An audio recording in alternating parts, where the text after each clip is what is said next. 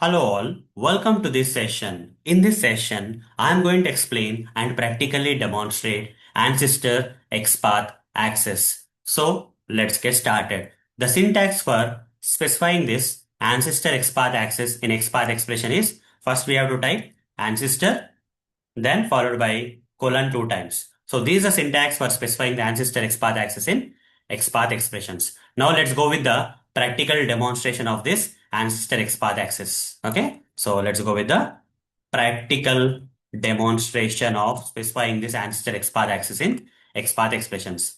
For that, I'll open this browser and take you to the sample application page, which is on my name, that is Arun, followed by my last name, Moturi, then .github.io. Once you are taken to this particular page, right click on this page and select inspect option and you will get the Google Chrome Dev Tools. Expand all this HTML code. Now here on the right side, click on this double arrow and select selector sub. Now here, write an XPath expression which can use this ancestor XPath access in the XPath expressions. Okay, fine. So first, to demonstrate this XPath access, that is ancestor XPath access, first, I'll be locating some grandchild tags. Okay. With the help of grandchild, we should be able to locate the grandparents. Okay. What we can achieve with the help of this ancestor XPath access in XPath expression by specifying so. With the help of the grandchild tags, we should be able to locate the grandparent tags. That's what is a benefit. So first I'll locate one of the grandchild tag. For example, here P tag is there. /P square bracket @ID is equal to single quotes para1. So this will locate the first paragraph tag. So for this grandchild tag, who is a grandparent? HTML is a grandparent. So from this grandchild, directly I would like to go to the grandparent in this XPath expression. What I have to do? I have to write single forward slash followed by ancestor colon HTML.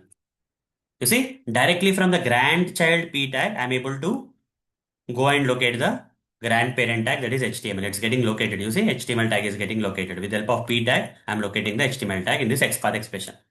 So what if I write single forward slash parent colon HTML? Will that be possible? The answer is zero elements. You see, for this p tag, HTML is not the immediate parent.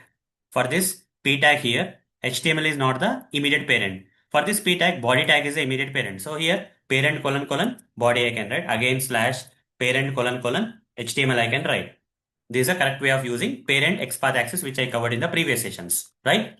But to go directly from this P grandchild tag to the HTML grandparent tag, so to go here, what we can do is single forward slash, here write ancestor. Instead of parent, you write ancestor colon. This XPath access will take you directly from the grandchild tag to the grandparent tag.